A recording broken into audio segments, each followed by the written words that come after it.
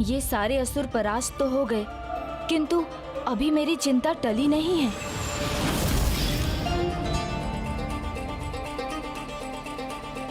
भाभी माँ, मुझे तो वहाँ शीघ्र पहुँचना ही है, किंतु मैं यहाँ आपकी सुरक्षा की व्यवस्था किए बिना नहीं जाना चाहता। प्रभु की कृपा से मैं सुरक्षित हूँ और मैं सुरक्षित रहूंगी।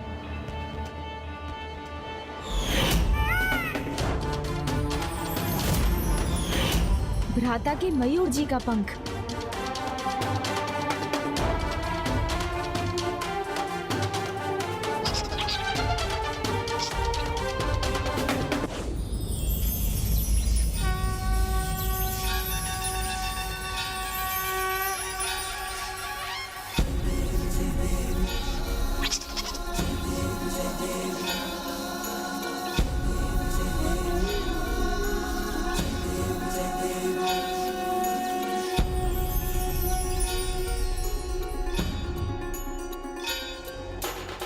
मयूर पंख से खिंची इस सुरक्षा रेखा के भीतर ही रहिएगा। यहाँ आप पर कोई संकट नहीं आ सकता। इसके भीतर किसी भी प्रकार का प्रहार आपको आहत नहीं कर पाएगा।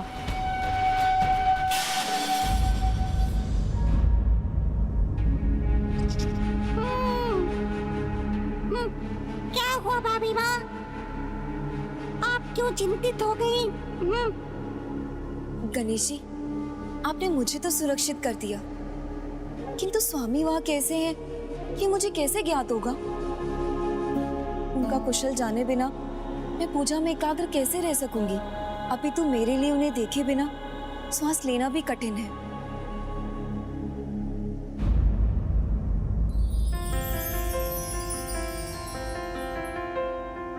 ये लीजिए, ये मयूर पंख भ्राता ने आपके लिए ही छोड़ा था।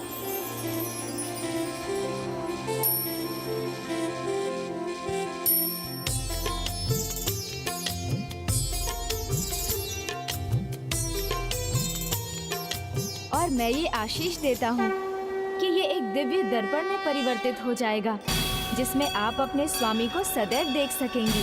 वो कहाँ हैं और कहाँ जाएंगे, आप तो उनका भविष्य भी देख सकेंगी।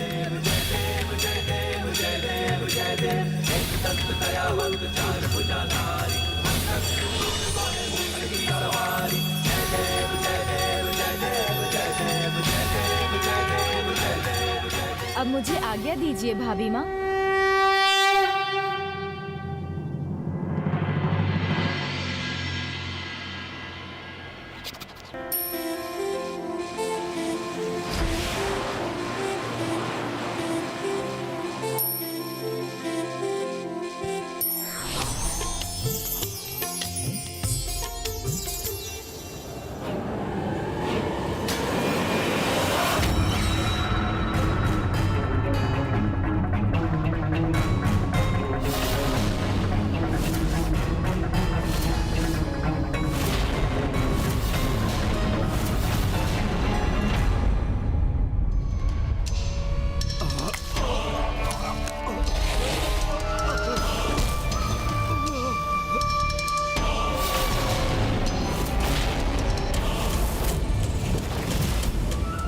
राजमाता सुरासाई, आहत हूँ मैं।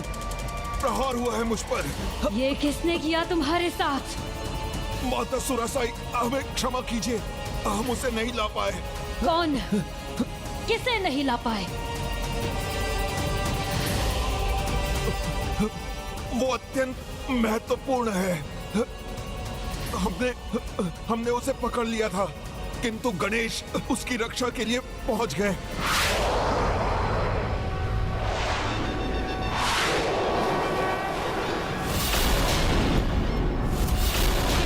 कर रहे हो तुम? शीघ्र बताओ, कितने लोग हैं? कहां से आक्रमण कर रहे हैं? वो कार्तिकेय की सेना, उसे अकेला छोड़ महेंद्रपुरी की ओर निकल पड़ी है।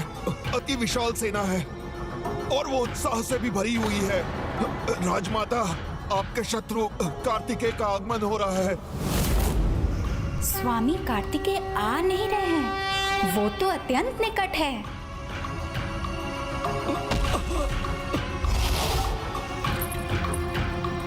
मेरे प्रभु कार्तिकेय सुब्रमण्यम स्वामी यहाँ आ चुके हैं।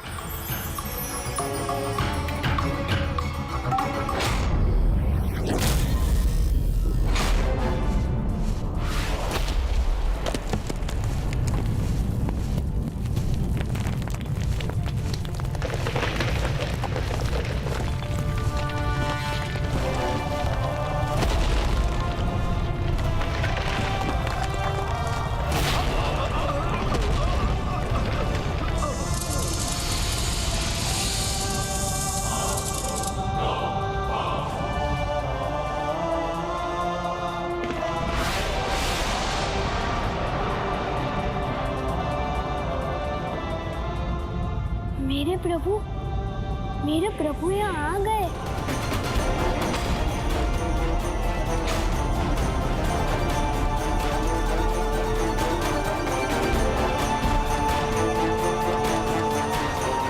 जहां तक दृष्टि जा रही है, इसकी सेना बिछी हुई है। माँ, इसकी सेना चारों ओर से हम पर आक्रमण करने के लिए तैयार है।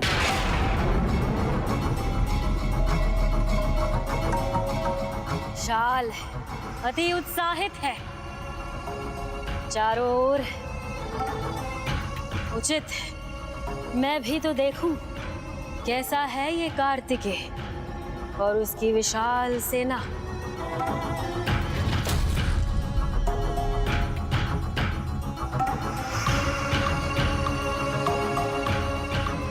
अवश्य देखिए माँ, किंतु हमें इस विशाल सेना से सामना करने का उपाय तो सुझाइए। जब उसके मुट्ठी भर सहभागियों ने हमारे राजभवन को शमशान में परिवर्तित कर दिया था, तो इस विशाल सेना की शक्ति का अनुमान लगाना कठिन ही नहीं, असंभव है माँ। बस शांत हो जाओ। सेना है इस बालक के पास, किंतु मैं नहीं, जो अपनी माया से इस सेना से भी विशाल सेना उत्पन्न कर सकती है। वो सेना जिसमें कभी भी किसी सैनिक की मृत्यु नहीं होगी। हमारे असुर सैनिक मृत्यु से सुरक्षित रहेंगे। फिर तो ये विशाल सेना भी धूल दूषित हो जाएगी।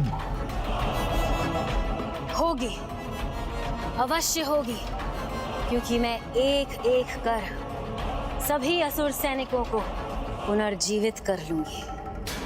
जो युद्ध में आहत होंगे उन्हें भी मैं जीवन दान दूंगी।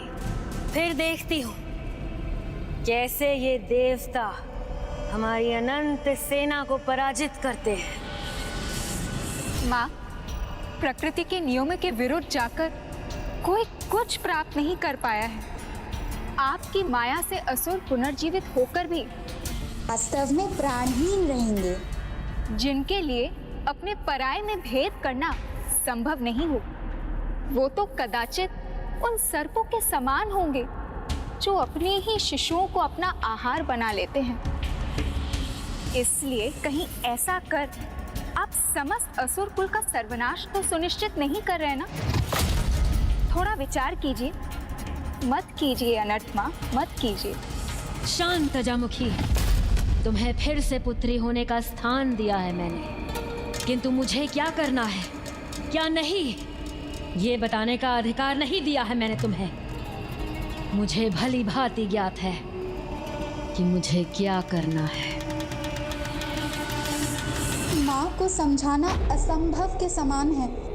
समस्त संसार में केवल एक ही व्यक्ति है, उनके पति, मेरे पिताजी महर्षि कश्यप, जो कदाचित उन्हें कुछ समझा सकते हैं। शीघ्र इस विशाल सेना का सामना करने के लिए, इसे पराजित करने के लिए, इससे भी विशाल एक सेना होगी।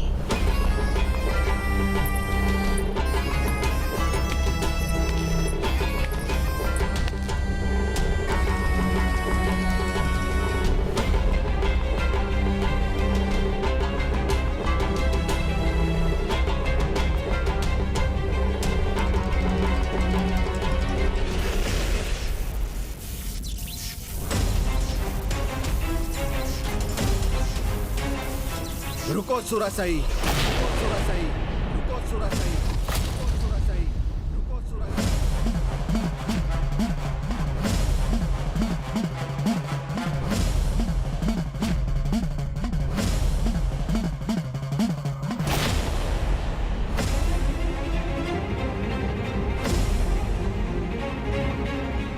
वाह पतिदेव, आज आपने इस ओर का मार्ग कैसे चुन लिया और कितना उचित समय चुना है, वो भी भूले भटके। मार्ग से तो तुम भटक चुकी हो सुरासाई, घोर अनर्थ करने जा रही हो तुम, किंतु अब मैं यहाँ हूँ तो ऐसा होने नहीं दूंगा। रोकने आया हूँ मैं तुम्हें यहाँ।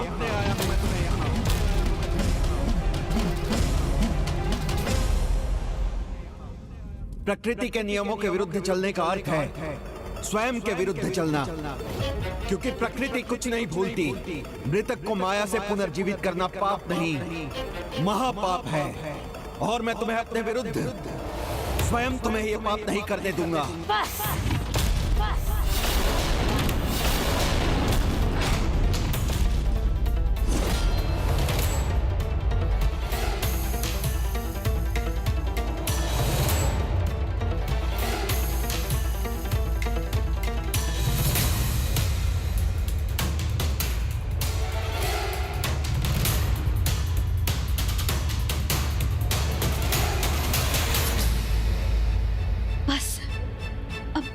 कीजिए स्वामी।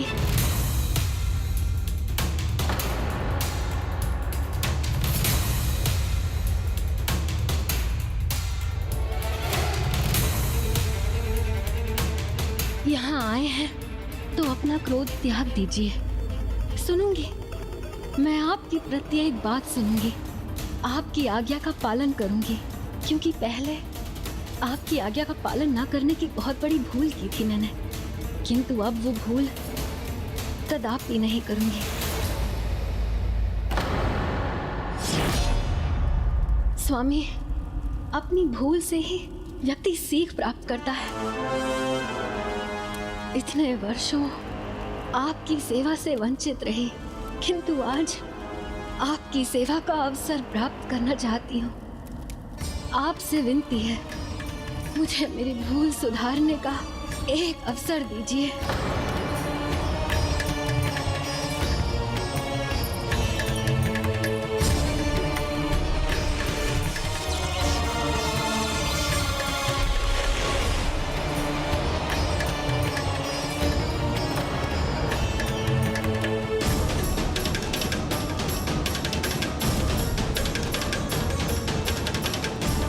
मेरी संतानों को धर्म नहीं, माया का ज्ञान चाहिए।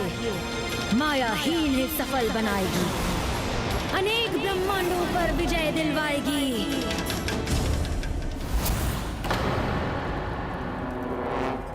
कैसे विश्वास करूं इसका? किंतु यदि कोई भूल सुधारने का प्रयास करे तो उसे एक अवसर देना तो हर किसी का धर्म है। पिताजी प्रणाम। पिताजी, आज आप प्रथम बार महेंद्रपुरी आए हैं, तो सभी शंकाओं को त्याग कर मां का अनुरोध स्वीकार करने की कृपा कीजिए। हमें आपका उचित स्वागत करने की अनुमति दीजिए।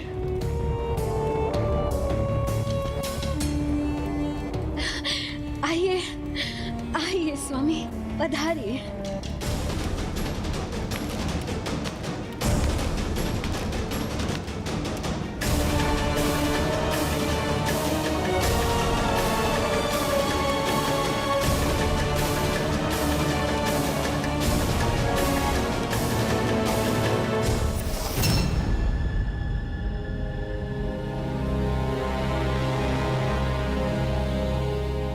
विचित्र बात है, बंद द्वार की ओर मुख कर किसके सम्मान में हाथ जोड़े खड़े हैं हमारे शत्रु।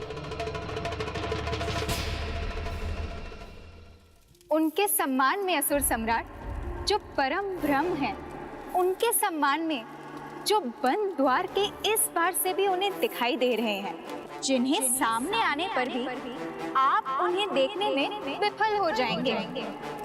उनकी महानता, उनकी महिमा आप नहीं पहचान सकेंगे।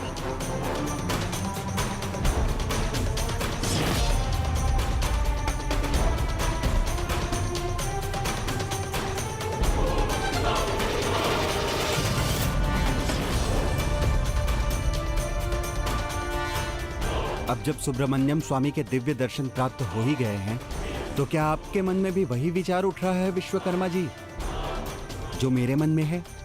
हाँ धर्मराज, यही विचार कि स्वयं विघ्नहर्ता श्री गणेश जी और स्वामी कार्तिकेय के दूत वीर बाहु यहाँ आकर सभी बंदी बने देवताओं को मुक्त करा कर ले गए।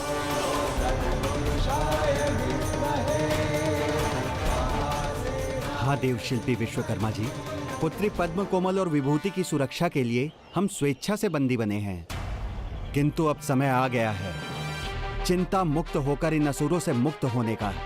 प्रभु के आगमन ने हमारा मनोबल बढ़ा दिया है। प्रभु कृपा से हमारी पुत्रियों की रक्षा स्वतः हो जाएगी।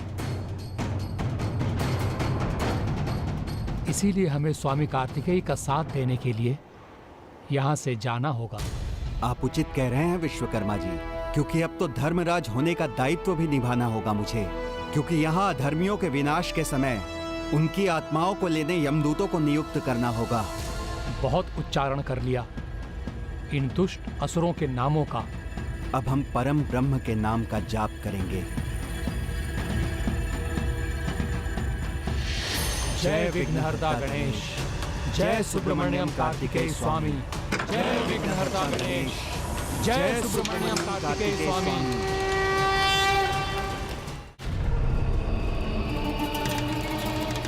भूल हमसे ही हुई है भ्राता। जिन्हें हमें बंदी बनाकर रखना था उन्हें हमने अतिथि बनाया, अन्यथा ये दुस्साहस कदापि नहीं करते।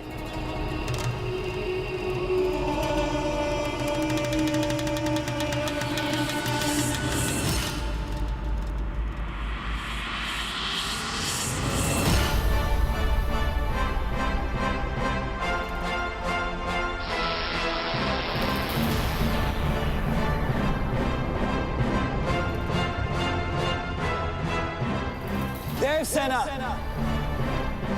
इन असुरों को लगता है कि वो भीरू होते जो धर्म पथ पर चलते, उनमें युद्ध करने का साहस नहीं होता।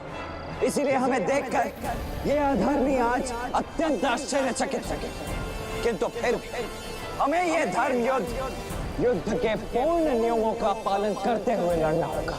आज सूर्यास्त से नहीं, अभी तो कल प्रातः सूर्योदय के साथ ये युद्ध आरंभ होगा। देव सेनापति सुब्रमण्यम कार्तिकेय स्वामी की जय। देव सेनापति सुब्रमण्यम कार्तिकेय स्वामी की जय। प्रभु, अधर्मी असुर नियमों का पालन नहीं करते। वो सूर्योदय की प्रतीक्षा कहाँ करने वाले हैं? प्रणाम सुब्रमण्यम कार्तिकेय स्वामी। प्रणाम विघ्नहर्ता गणेश जी। प्रणाम।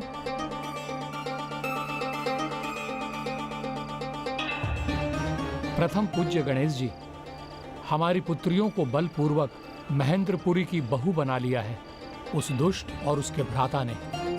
पुत्रियां सुरक्षित रहें, इसलिए अपनी इच्छा के विरुद्ध हम भी वहां रहने के लिए विवश थे। हे देव सेनापति स्वामी कार्तिकेय, अब जब आप यहाँ हैं तो हमें विश्वास है जो भी होगा उचित ही होगा। इसीलिए अब परिणामों की चिंता किए बिना हम धर्म का साथ देने के लिए आपके सामने प्रस्तुत हैं प्रभु, और युद्ध के अंत तक अडिग रहकर आपके साथ ही रहेंगे। मुझे विश्वास है प्रभु, इस धर्म युद्ध में पाप की पराजय अवश्य होगी और पुण्य अवश्य विजयी होगा। इसमें समय लगेगा प्रभु, इसलिए मुझे देवसेना के विश्राम एवं अधर्मी असुरों द्वारा रात्रि काल में आक्रमण से सुरक्षा हेतु एक नवीन भव्य दुर्ग का निर्माण करने की अनुमति दी। विवश होकर मुझे उन असुरों के लिए एक राजभवन का निर्माण करना पड़ा। यह उसका प्रायश्चित ही होगा प्रभु। प्रभु सुब्रमण्यम स्वामी कार्तिकेय की जय। प्रभु सुब्रमण्यम स्वामी कार्तिकेय की जय। प्रभु सुब्रमण्यम स्वामी कार्तिकेय की जय। कीट समान देवता जो मेरे सामने हाथ जोड़ के खड़े थे, अब उसके आगमन से इतने उत्साहित हो गए। कदाचित मुझे ही वहां जाकर इन सब का वध करना चाहिए। फिर ना ये रहेगे ना ये इनका उस्ता, ना ही मुझे उस बालक कार्तिकेय की जय जयकार सुनना सहन करना पड़ेगा। ज्येष्ठ के आक्रमण का अर्थ है युद्ध का आरंभ। क्या कोई उपाय नहीं है उसे रोकने का?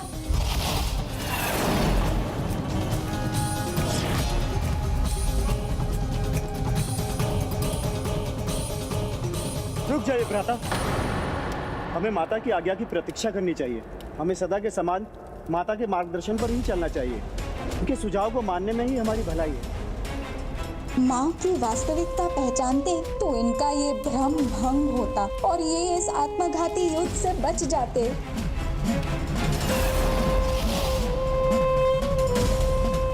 मां के आदेश की प्रतीक्षा करूंगा मैं, और यदि एक बार उन्होंने युद्ध की अनुमति दे दी तो इन सभी के प्राण हरूंगा।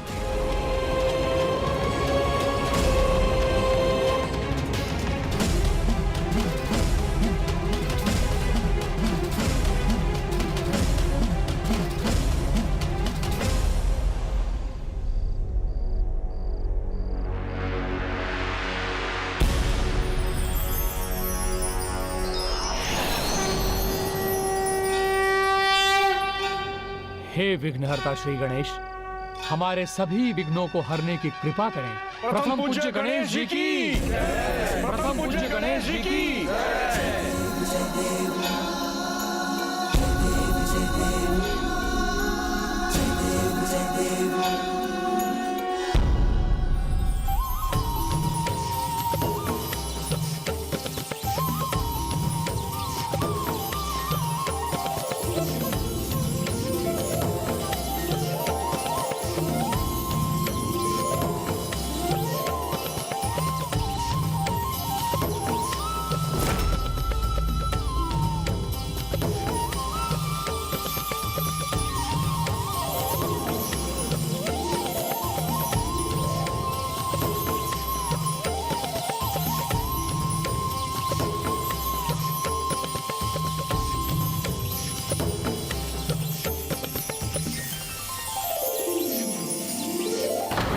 अपनी सेना के लिए दुर्ग का निर्माण कर रहे हैं तुच्छ देवता। इसकी सूचना शीघ्र माता तक पहुंचनी चाहिए।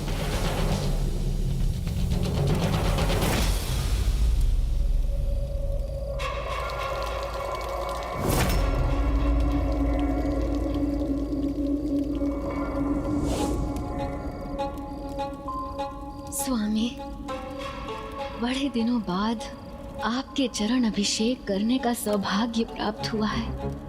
मैं तो धन्य हो गई। ऐसा सेवा भाव मात्र दिखावा कैसे हो सकता है? कदाचित इसका वास्तव में हृदय परिवर्तन हुआ है। स्वामी, आपके चरण पहुंचने का सुख पाकर तो मैं और भी अधिक आनंदित हूँ। आपने यहाँ आकर मुझे धन्य कर दिया। अब तो इसका पान करना ही शेष है। स्वामी, अनुमति दीजिए। नहीं सुरासई, इसकी आवश्यकता नहीं है। आवश्यकता है प्रभु। आपके चरणामृत से ही मैं अपने अंतर में शेष बुराइयों पर विजय पा सकती हूँ। स्वामी, आप चाहते हैं ना कि मैं युद्ध में सफल हूँ, विजय हूँ।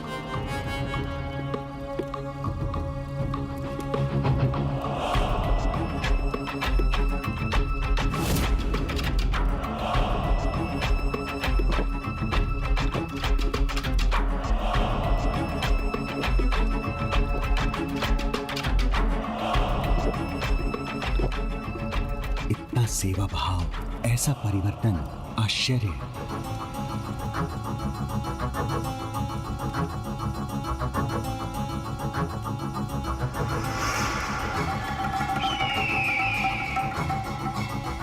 विश्वास कीजिए, आपकी अर्धांगिनी सचमुच अपनी बुराइयों को पराजित करना चाहती है।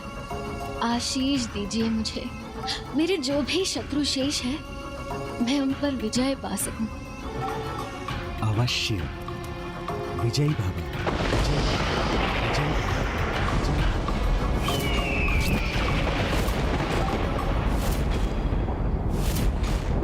पिताजी ने ये कैसा आशीर्वाद दे दिया माँ को।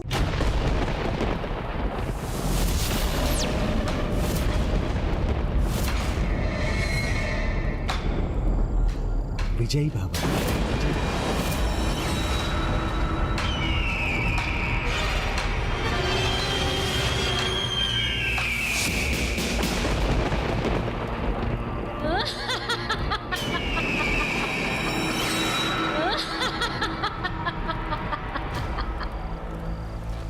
कितने भोले हैं आप स्वामी। कैसे आपको ये संसार महान ऋषि मानता है। मेरे छल में आकर पुनः आपने मुझे इच्छित वरदान दे दिया।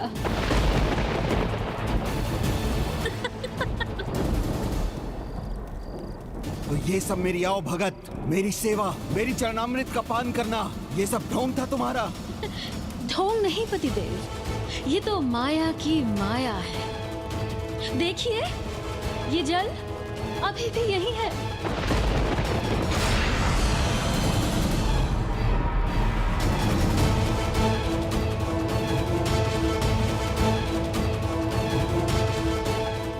अपनी भावनाओं में बहकर मैं तुम्हारे छलावे में आ गया। तुम जैसे दुष्ट अपनी दुष्टता सरलता से नहीं छोड़ते। कदाचित मुझे ये समझ लेना चाहिए था। हाँ पतिदेव,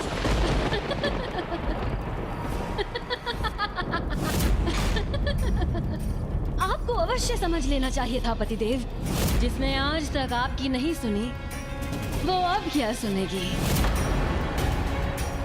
सुरासई जो चाहती है वो पाकर रहती है।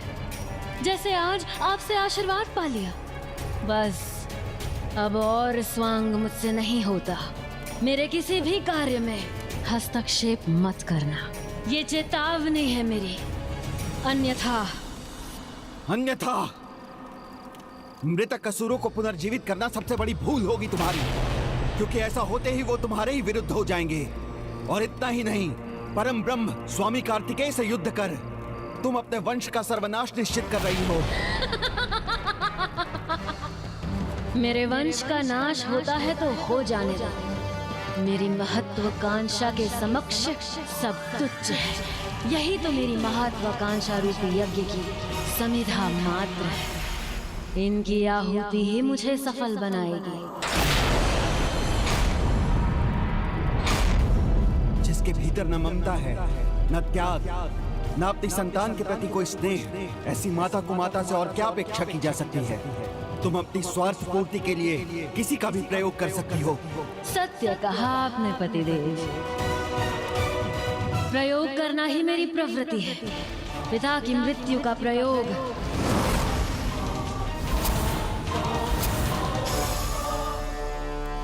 आपका भी तो प्रयोग किया, महान पुत्रों की प्राप्ति के लिए।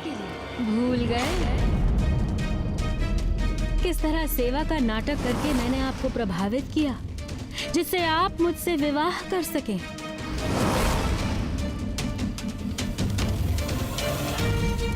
अब समय है उन्हीं पुत्रों के प्रयोग का।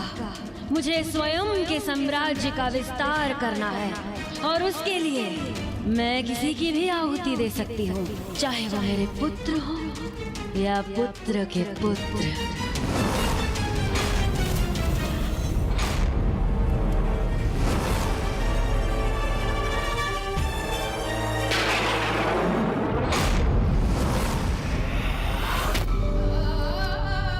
मुझे स्वयं के साम्राज्य का विस्तार करना है, और उसके लिए मैं किसी की भी आहुति दे सकती हूँ, चाहे वो मेरे पुत्र हो या पुत्र के पुत्र।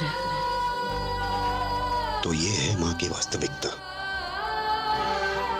वर्चस्व के संघर्ष में मुझे विजय चाहिए, किसी भी मूल्य पर, बस विजय।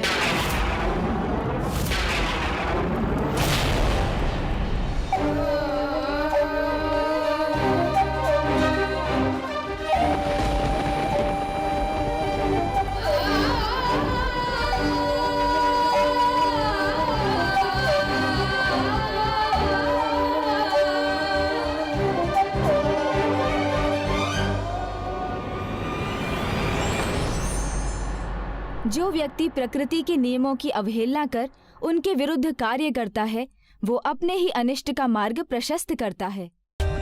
For more updates, subscribe to our channel, click the show links and enjoy watching the videos.